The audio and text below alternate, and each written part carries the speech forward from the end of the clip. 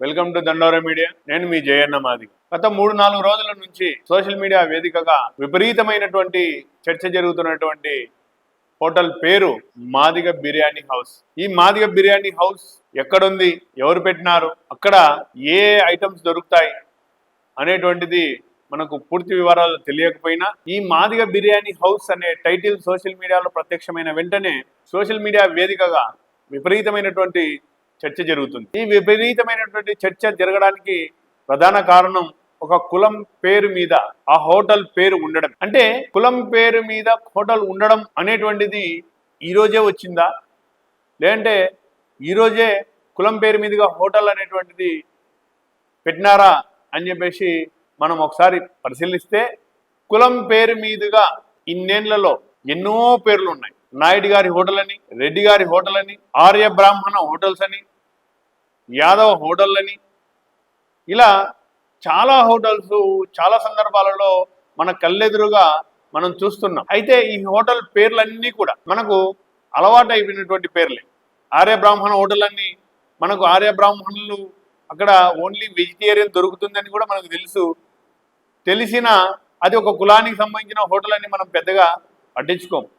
కానీ ఒక్కసారిగా మాదిగ బిర్యానీ హౌస్ అని ఒక పేరు సోషల్ మీడియా ప్రత్యక్షమైన వెంటనే చాలామంది దాని మీద విపరీతమైన కామెంట్స్ చేయడం మనం చూస్తున్నాం.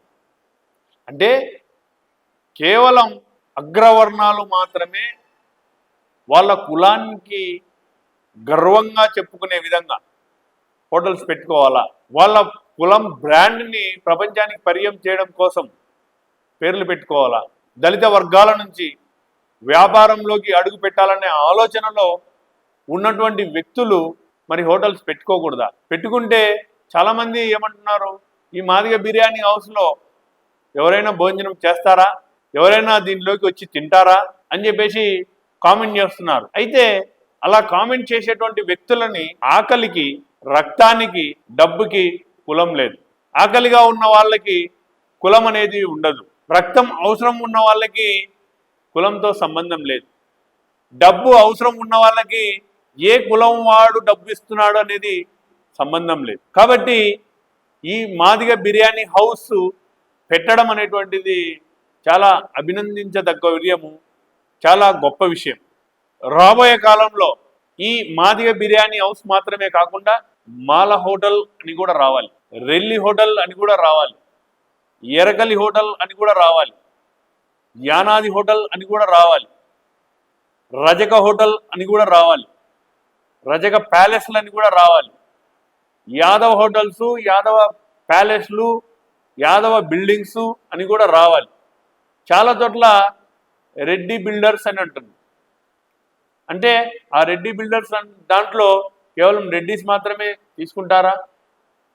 ఏ వ్యాపారమైనా అన్ని కులాల వాళ్ళు, అన్ని మతాల వాళ్ళు, అన్ని వర్గాల వాళ్ళు వచ్చి అక్కడ చేస్తేనే, వ్యాపారం చేస్తేనే మనకు వ్యాపారం జరుగుతుంది. కానీ ఒక కులం, ఒక వర్గం వాళ్ళు మాత్రమే